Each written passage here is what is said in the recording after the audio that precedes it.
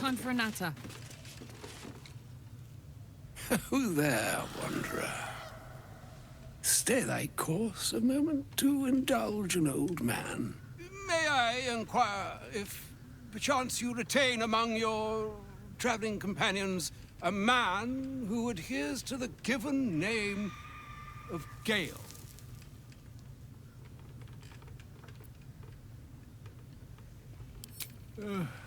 Ever a man of leisure. Would it pain you greatly to assist me along the little voyage I intend to undertake to this aforementioned camp?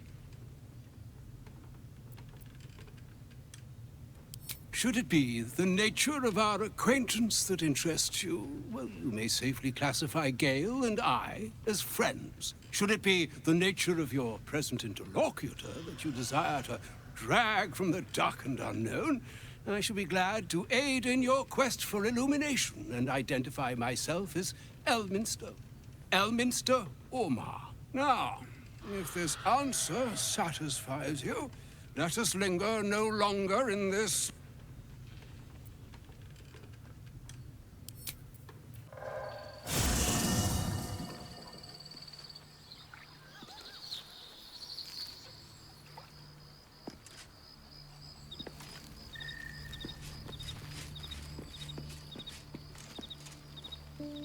My thanks for your excellent guidance.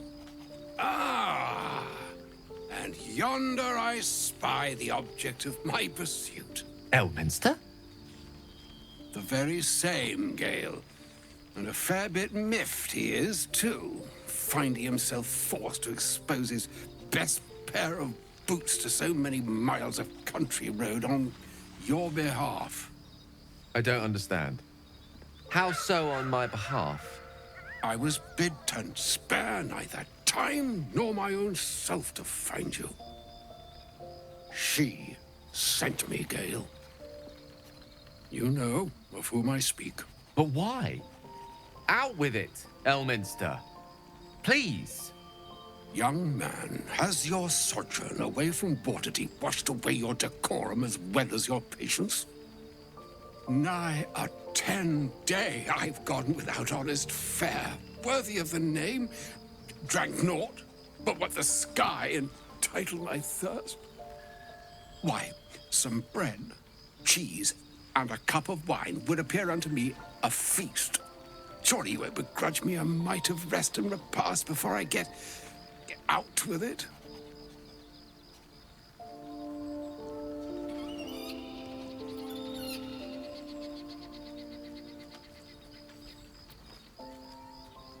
And a great kindness that would be. See, Gale, even in these barren parts, the art of hospitality begets inspired new works, if only one keeps up the practice. Oh, for the love of... Fine, fine. I'll turn a deaf ear to the clarion calls with which my scorned stomach beseeches me. Graver matters are at hand. Plenty to digest, after all. A good deal to stew over, if you will. Words ladled with import should be savored so as to better absorb their meaning. Wouldn't you agree? Elminster. Right. You see,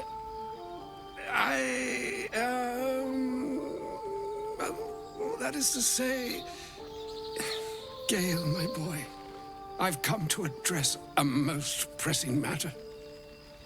I'll speak as plainly as I can, forswearing the accustomed frills that decorate my speech. I'm here on behalf of Mistra. The message and the charge I bring you are hers.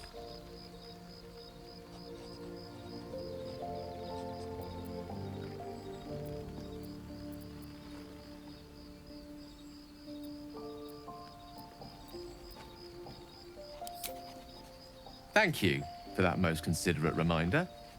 You know where you went wrong, Gale.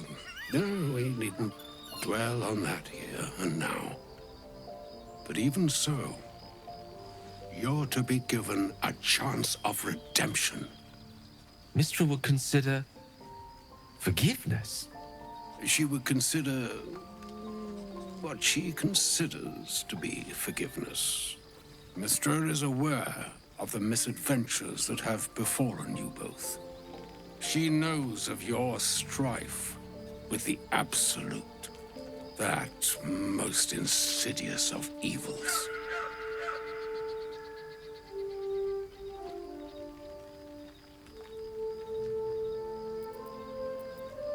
The very purpose of my presence, in a roundabout sort of way. You must know that the Absolute is more dangerous than you can possibly conceive. It threatens all who live, even those who are undying. It threatens the gods, the weave, the very fabric of the universe itself. That is why I have come here to charge you, Gale, with its destruction. It is Mistra's belief that only you can.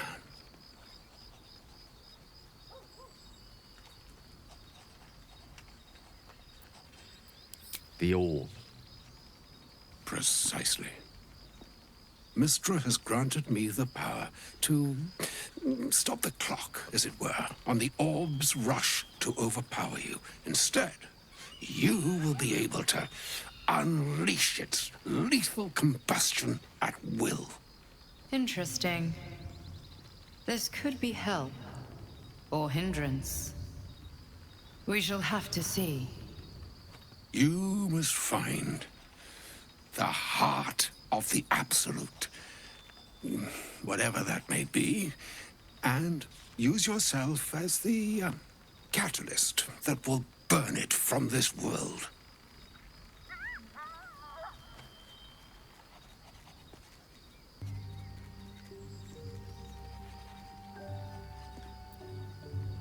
He is not. But it seems that Mistra is. It brings me no pleasure saying this, my friend, but such is Mistra's will. Yours must be the sacrifice that will undo the Absolute, and for your sacrifice you will be redeemed. Such is Mistra's promise.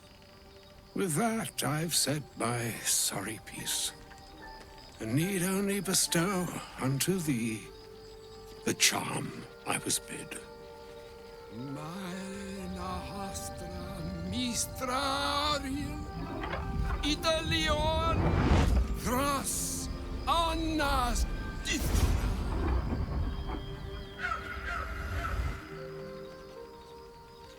It is done. Both charge and charm have been committed into your care.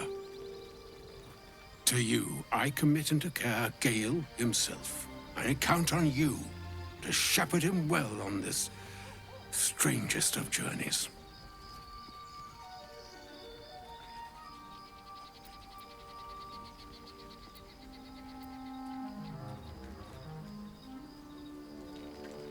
Or some other fortune altogether.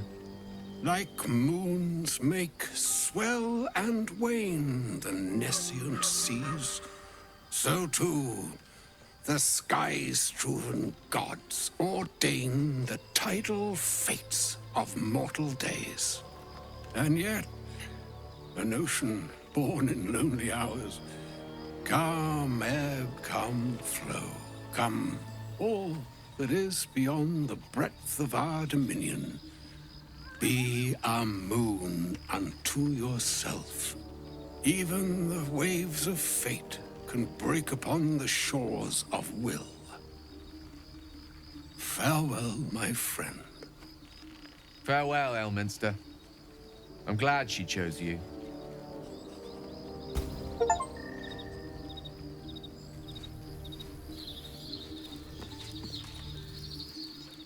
An audience with Elminster is never less than memorable. I'd have hoped to introduce you to him in less dire circumstances. But those are hard to come by these days.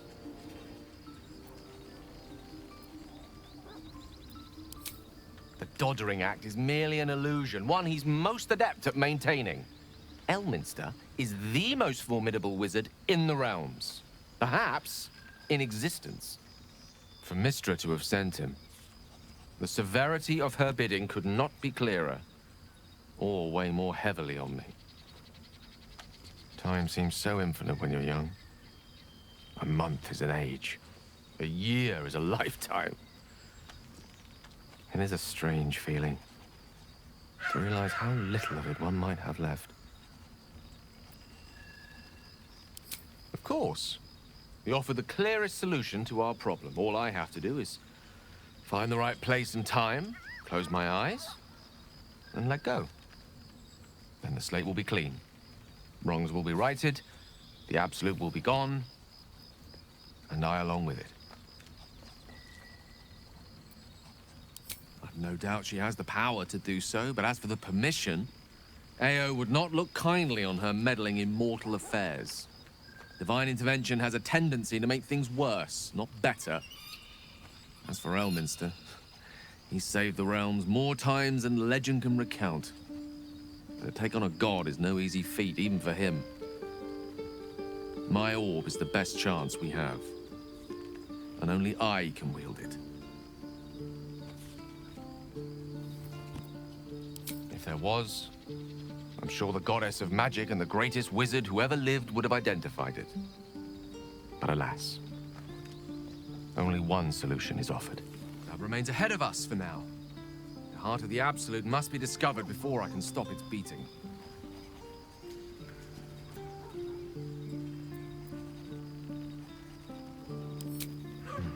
Then I suppose there is nothing more to be done but find the heart of the Absolute and stop its beating.